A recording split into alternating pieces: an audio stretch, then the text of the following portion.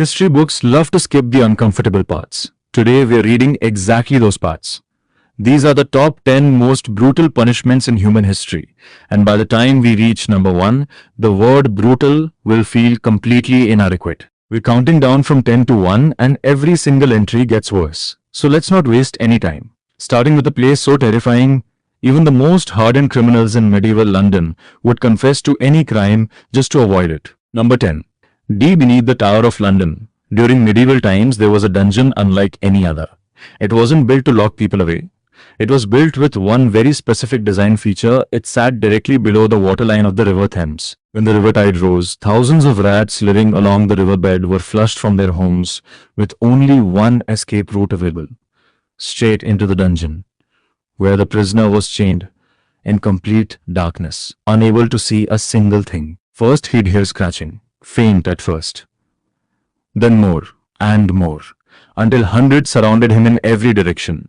He could fight them off for a few hours. He could scream, struggle, slam his chains against the walls. But eventually, exhaustion wins, and the rats never tired. Days passed, sometimes weeks, depending on the crime. By the end of the medieval period, this wasn't even a punishment anymore, it was an execution. Prisoners were thrown in and simply forgotten. The river took care of the rest. Welcome to number 10. Number 9.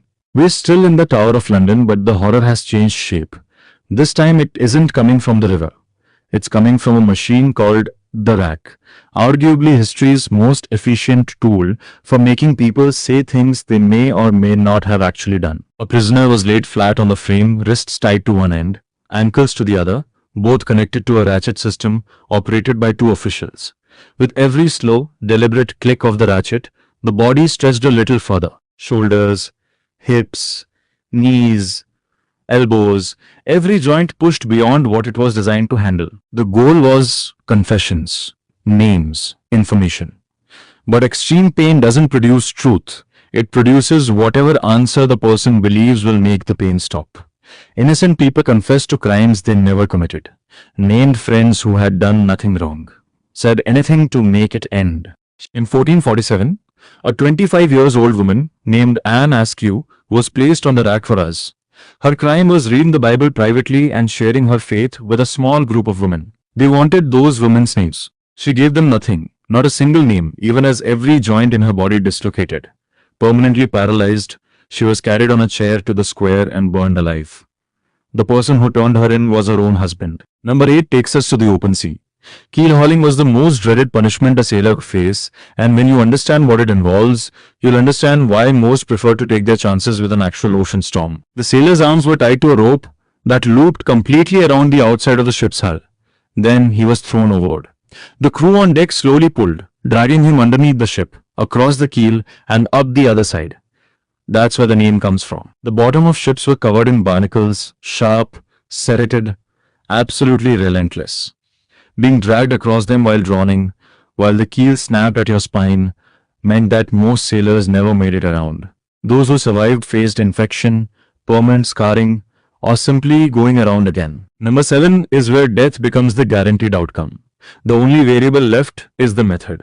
Crushing by elephants was used across history by the Romans, Carthaginians, and Southeast Asian rulers, but its most recent documented use was in India during the 19th century, less than 200 years ago. Your great-great-grandmother could have witnessed one of these. What crime earned you this fate? Failing to pay taxes was apparently good enough. Theft worked too, being an enemy soldier, the usual. But the most disturbing case in history? The 4th Mughal emperor once ordered mass execution in a single day, not because justice demanded it, because he was bored. 3 methods. Method 1, head on a pedestal, one precise stomp. Quick, relatively speaking. Method 2, lying flat as the elephant walked over, sometimes requiring several U-turns for a second or third pass. Method 3, reserved for rulers who wanted a show limb by a specially trained elephant. The emperor preferred method 3. There was always a trained handler riding on top, a deliberate show of royal power. The message to the crowd was simple. We can control the mightiest animal on earth. What chance do you have against us? Number 7. Number 6. Impalement. Used most recently in 17th century Egypt for highway robbers, grave thieves, and rebels. I'll describe this as factually as this video allows. A long wooden stake, greased, sharpened, roughly the width of a man's forearm, was carefully driven through the condemned person using a mallet, guided to avoid vital organs, keeping them alive. Once the stake emerged from the shoulder, neck, or mouth, it was planted into the ground beside a busy road, a public monument to what happens when you break the law, left there all day for everyone passing through to see. A very clear message. But there was a second version. In the second version, a small ledge built into the stake prevented the person from sliding down too far, just deep enough to hold them in place, but not deep enough to cause immediate death. They would then be placed on a busy road, alive, conscious, begging anyone who walked past for help, for hours, until they couldn't anymore. Number 6. Top 5. Number 5 is a Roman invention, pona cullell, Latin for penalty of the sack, reserved exclusively for one specific crime, murdering a member of your own family. Ancient Rome considered this so uniquely terrible that ordinary punishments were deemed completely insufficient. The condemned was placed inside a thick leather bag. But before it was sealed, I need you to really hear this. They also added a dog, a rooster, a viper snake, and a monkey, all inside the same bag. I genuinely don't know what those animals did to deserve this. But at least the murderer didn't die alone. The bag was sewn shut and thrown into the ocean. I'll leave what happened inside to your imagination. Later, the punishment was updated. The condemned was given a choice between the leather sack and the Colosseum, where they'd be mauled to death in front of thousands, including everyone they'd ever known. At least they had a choice. Number 5. Number 4. Rats. Again.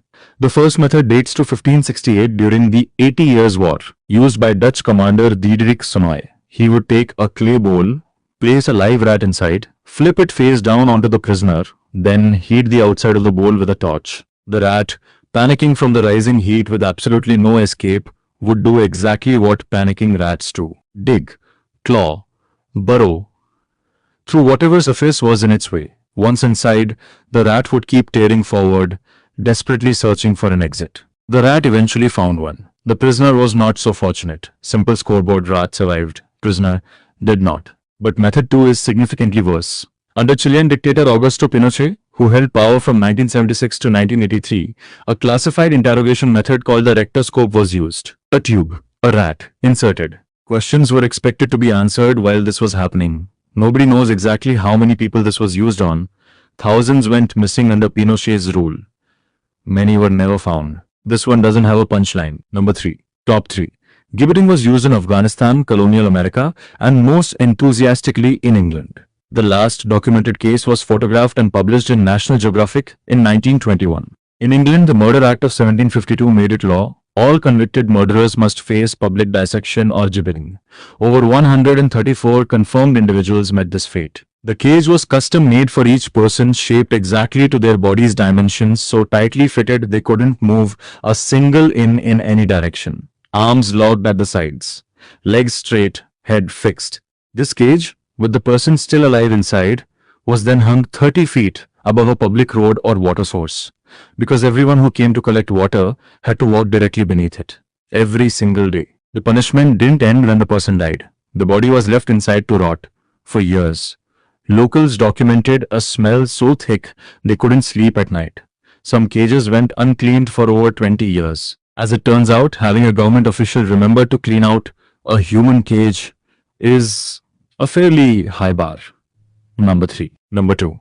If you've made it this far without running away, I respect you. Scaphism was used by the ancient Persian Empire as a punishment reserved for convicted murderers. Unlike everything else on this list, it was not designed to end quickly. It was designed to last as long as humanly possible. The condemned was tied down inside a flat boat, arms and legs hanging through 4 holes into the water below. Then force-fed enormous amounts of milk and honey until their stomach was visibly swollen. Then that same mixture was poured over every inch of the exposed skin, face, arms, legs, everything, and the boat was pushed out to the center of the lake. The reason for the milk and honey? That combination causes violent diarrhea, and the smell of that, mixed with the honey coating every surface, acts as a biological beacon for every living creature near the water. Flies, wasps, bees, rodents. They arrived at night, all of them, every night. And every morning, another enormous meal, another full coating, daily. Because the entire point was to keep the person alive for as long as possible. A historian named Joannes Sonaras wrote that it was among the most horrid punishments ever recorded, because of how long it lasted and how it seemed to have no end. The man in his account survived for 17 days. By the final days, his face was completely covered in wasps, while he was still breathing. Number 1. The oubliette. Oubliette comes from the French word oublier. It means to forget. Just 2 words, and they are the entire punishment. An oubliette was a small underground cell, accessed only through a trapdoor above. Some were so small the prisoner couldn't stand up, couldn't sit down, couldn't lie flat, frozen in an impossible crouch in total darkness. The Tower of London had one called Little Ease. Warwick Castle had one deep underground. The prisoner was thrown in, the door closed above them, and no one would come. And you were never alone. Because most of the time when a prisoner was thrown in, the previous prisoner was still there, in the dark, with them. Leap Castle in Ireland was renovated in 1900 when a worker found a hidden shaft behind a chapel wall and needed multiple cart loads to remove all the skeletal remains discovered inside. Some prisoners were kept alive for years, sometimes decades, fed barely enough to survive, not enough to feel like living. And some oubliettes were placed deliberately at ground level, so prisoners could hear everything happening above them. Laughter, children playing, horses, music, life going on without them, while they sat below it, completely and permanently forgotten. For many historians, it's not the physical conditions that make the oubliette the most terrifying punishment on this list. It's the silence, the knowing, the waiting, in the dark, with nothing coming. That is what oubliette means, to forget. History is filled with reminders of how far civilization has traveled, and how necessary that journey was. Many of these punishments are now relics, locked behind museum glass, where they belong. Studying them helps us understand the value of what we've built and the importance of never going back. So, which punishment shocked you the most? I want to know. Let me know in the comments below. And if you want more deep dives into the parts of history, the textbooks, I will go for you. Don't forget to subscribe and ring the bell so you never miss one. I'll see you in the next one.